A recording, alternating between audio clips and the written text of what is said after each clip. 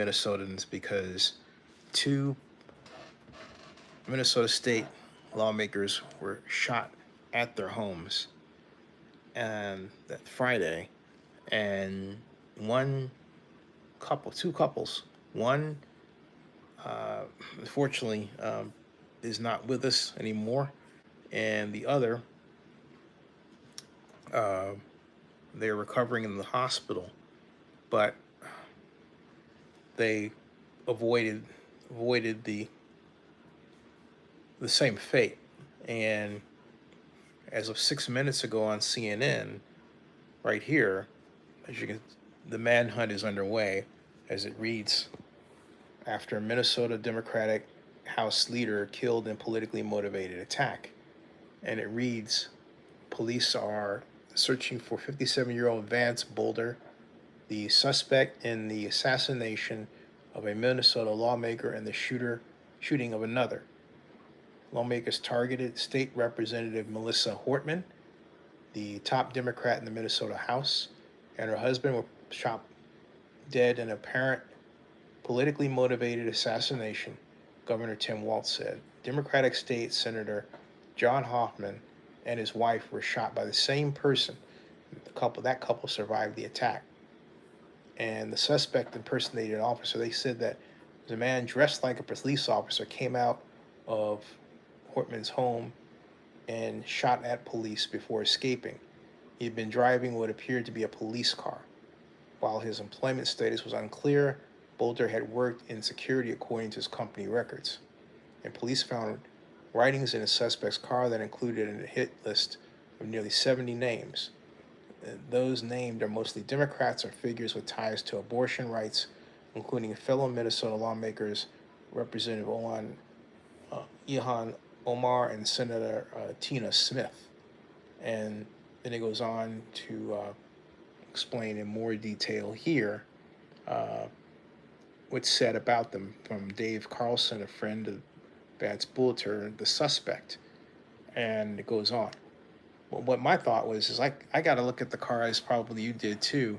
And my first thought is that doesn't look like a police car. But my second thought is, as a Minnesota lawmaker, I'm surprised that they would simply go and not check out or have some visual that tells them what this person looks like, uh, and then they can see what kind of car he was driving. He was driving an SUV that was black, which had these stupid slapped-on signs, and it didn't look like anything like a police car at all. Uh, Nothing like that. So when they said police car, I thought, you gotta be kidding me. Seriously? That looks like a police car? And then I wondered further about this guy, and then I thought, you know what? I've never seen a time where it seems like we have more and more incidents like this, and and we have more and more situations where people's lives are threatened, and then that action is taken out. That's what's scary. I mean, look at this, all right? This was the Blue Alaskan found this video right here, all right, of this Vance Luther Bolter fellow losing his mind over people in America who don't know what sex they are. And it's a clip is from a YouTube video in 2023 when he was in the Democratic Republic of Congo, which appears to be cooperative information. And they said that he registered to vote as a Republican sometime in the early 2000s. So he was a Republican. I thought he was Democrat. He was Republican. But my point is, when people go off on rants like this, they should be, you know, immediately put on a watch, even with different stages, because it's one thing to talk about, how someone is different in that way, and ask some questions that may be of concern regarding bathrooms and such in kids, which is what done. But to lose your mind over it and talk in this ranty way, that should send a clue to someone. Hey, find out where this guy lives, put him on a watch list, and let him know that he's on watch, so that he's less likely to think that he can simply go around and sneak and do this sort of thing, and there are no eyes on him. All right. Second, I recall something like this happening in New Jersey. I believe it feels like a good 8 years ago, where this happened to a judge, and she just went right up to the door and opened the door. Or actually, like I think her husband did, and they were both unfortunately um, made to cease to exist. And my thought was, you don't just, if you're a federal judge or a legislator or someone of high-ranking position in government, you don't just open the door. You have a peephole at the very least. You've got cameras trained right on the doorstep where you can see who's out there. You can decide whether or not you want to answer the door. And if you have suspicions, immediately call the police. That's what they're there for. And I mean, we're in the area we live in. Police arrive within 3 minutes, 3 to 5 minutes.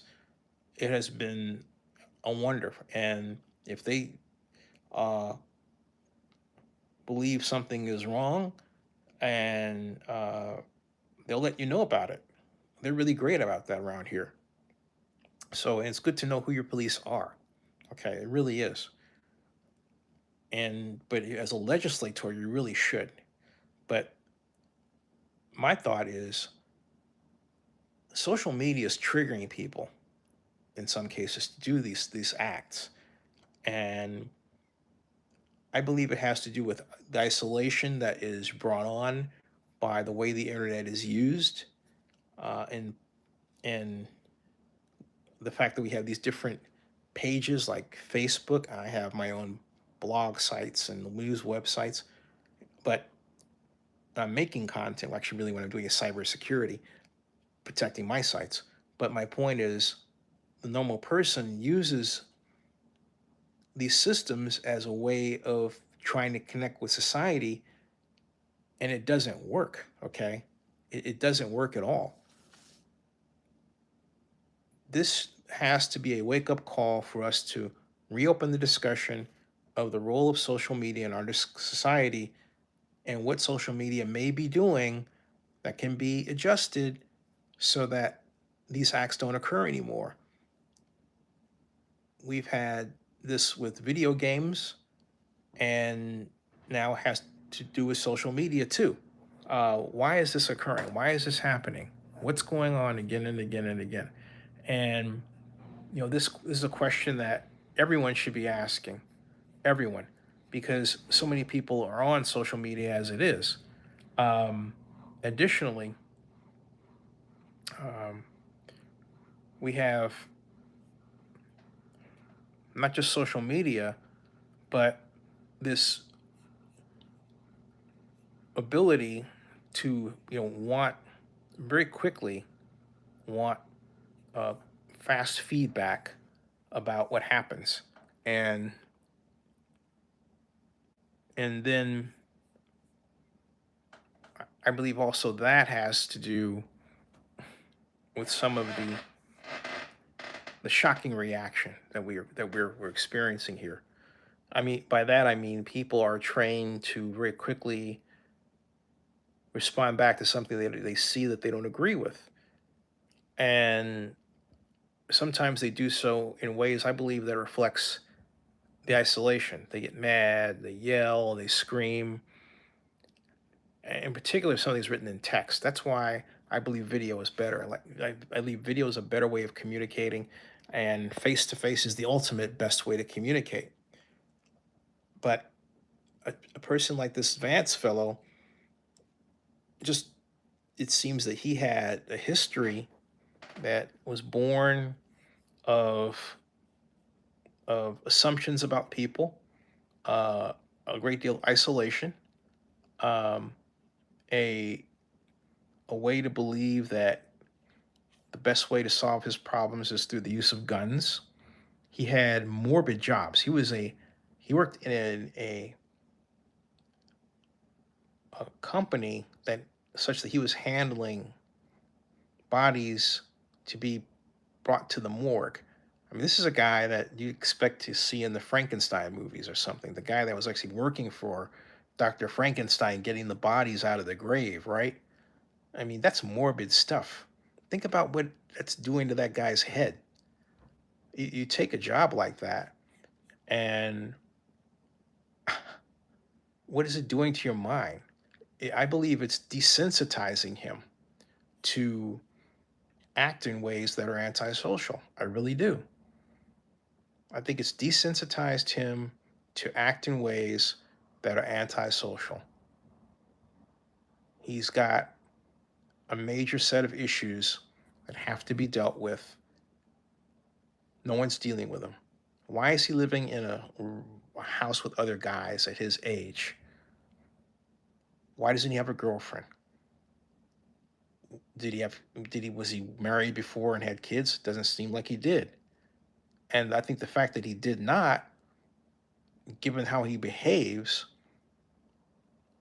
factors into what he eventually did. All right.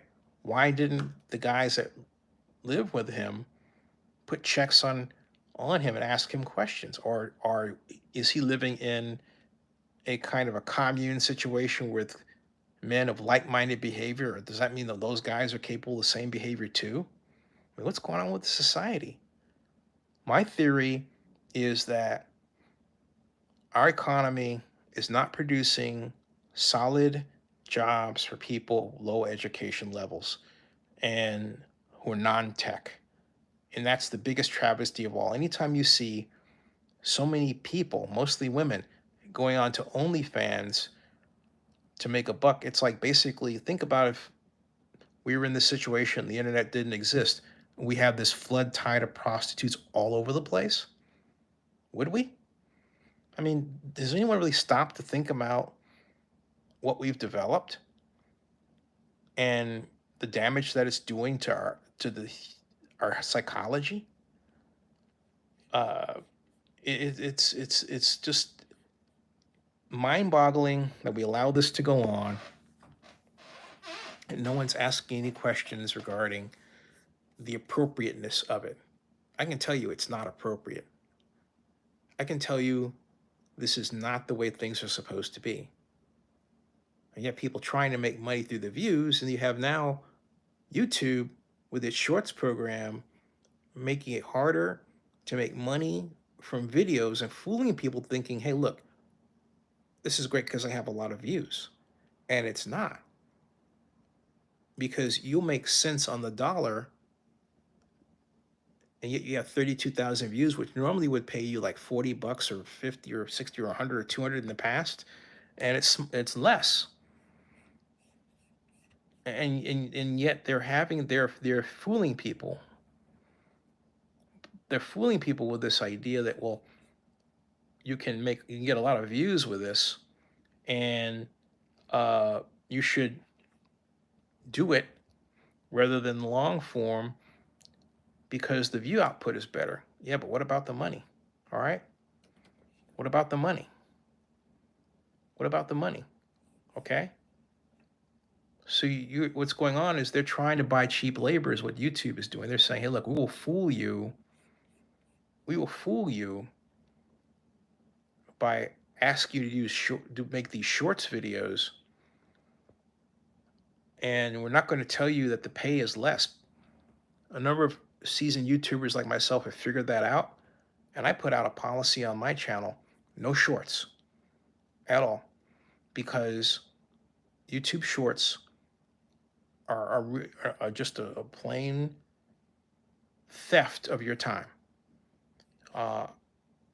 I've had people who on my channel say, hey, look, I got this many videos. Well, okay, but the money doesn't match, and we're a YouTube partner channel, one of the first generation of YouTube partner channels. And we were in YouTube partner program from the inception, okay? We were invited to be in it before it started. Mia Quigliano invited me to be a YouTube partner. That was way back in 2007. And so now here we are. We had a handful of people. Now we've got millions. millions. We have a small number of them that are YouTube partners, and YouTube is trying to generate more and more new content. So what they figured out is, hey, look, we'll reward people with views. We just won't compensate them for it. That's what it boils down to. That's what it boils down to. That does something to a person's head. If you don't know how to pivot and make money in a different way online, what's going on? And then if you have a server, there's a good chance that the people working on your back end are not even going to be in the United States. They're going to be in the Philippines or India or somewhere where else, or in China or somewhere else in Asia, more than likely.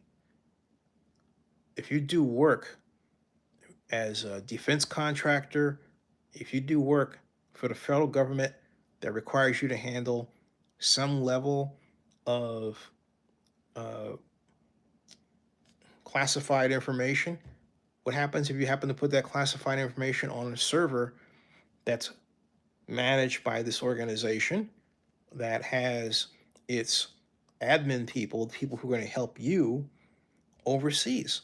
Doesn't that become a security issue? Of course, it becomes a security issue. What is America doing about it? Nothing. Absolutely nothing.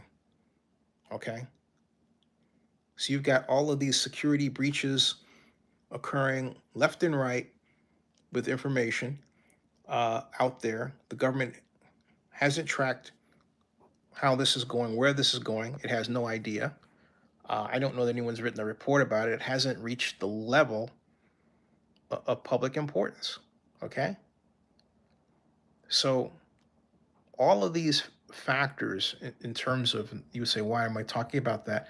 I'm talking about the fact that our means of production online has moved offshore in and of itself.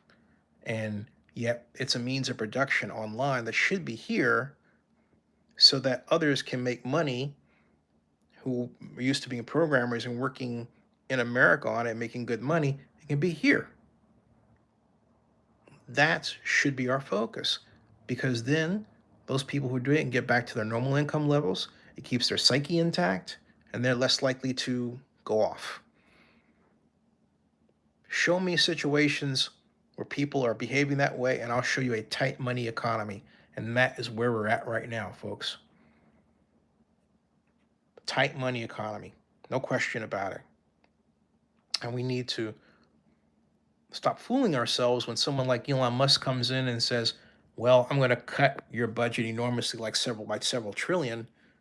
He's actually telling you, I mean, boldface telling you to your face that he is going to reduce our economy, our economic production by $1 trillion. Why do I assert this? Because if you went to college or high school, you learned what gross domestic product is. It's C plus I plus G plus NE. And NE are exports, and so net exports. And so what you learn is that the C is consumption. That's what you buy.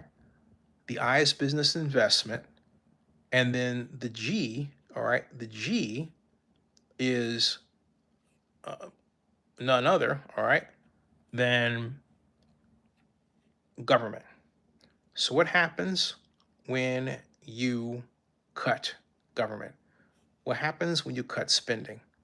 You cut spending, you're putting people out of work. That's what happens. Look at the number of federal government workers that are put out of work now. They're getting their jobs back because Trump just very, you know, unthinkingly released these so-called executive orders, which are actually illegal. And the Congress that came in, these folks have no idea how America runs and don't realize that, you know what? The Congress controls the purse and not the president.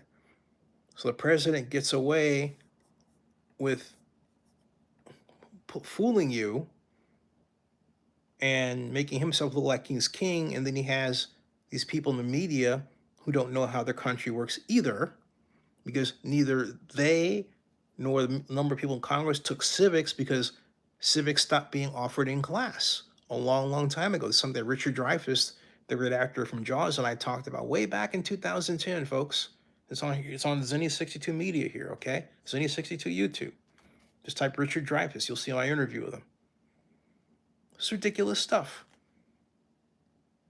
We systemically let go of learning about government.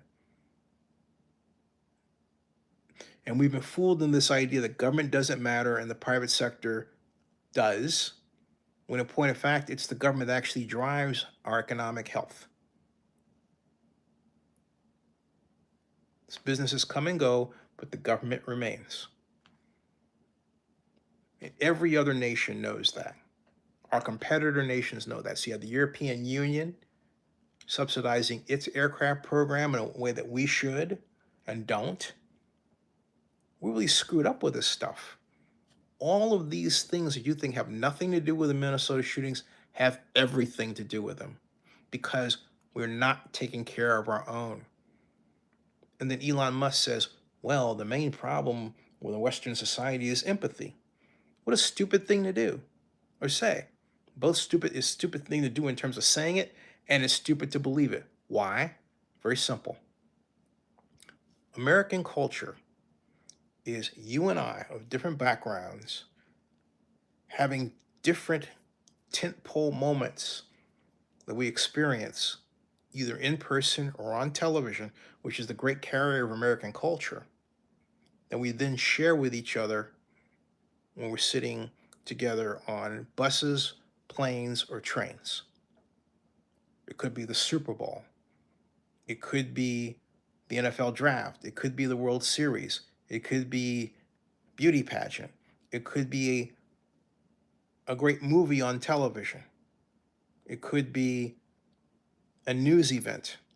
All right? American culture is built around communications. And it's the communication system that, and our language and the malleability of the language that binds us together.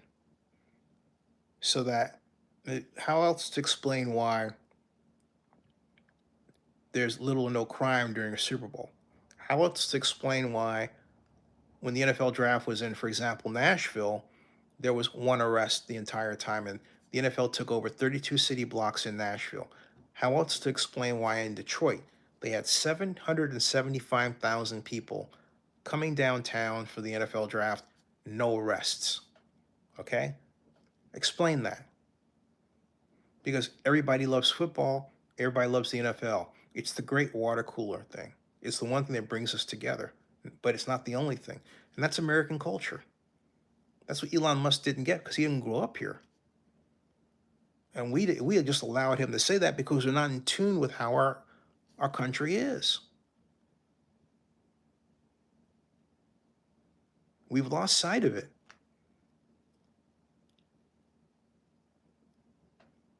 And we lost sight of it because we have this mechanism guided by social media that by its nature, that we used it, it divides us. If it doesn't educate us well, then it divides us, okay? I mean, so you have to be kidding me with this stuff. And I'm going to say something else too. If you're a legislator, or if you're doing anything in government, put cameras plural around your house and use them. All right? Use them. Put bars around your windows. Don't go around with your garage open. Learn to be paranoid, because in the case of the judge shooting in New Jersey a few years ago, I discussed, and in this situation, one thing they had in common, the people who got hurt opened the door. They went to the front door. Don't do that. All right? It makes no sense whatsoever. Okay? None. That could have been avoided big time. And it should have been. That should not have happened. So you have to be aware of the fact that where we are today, okay? And where we are today, all right, is such that you can't conduct yourself the way you used to. You can't do it. It's not something that just doesn't work. All right? At all. Okay? I mean, look at this. Look at the problems we have here. This is the other problem. Look at this, folks. Homes for sale aren't affordable. All right? Look at that. How is anyone supposed to buy a house? This affects our economy. If you can't get a home to turn over, this means that you don't have a new buyer, say, in Oakland. Okay? You don't. Anyway, keep these thoughts in mind. I'm going to bed.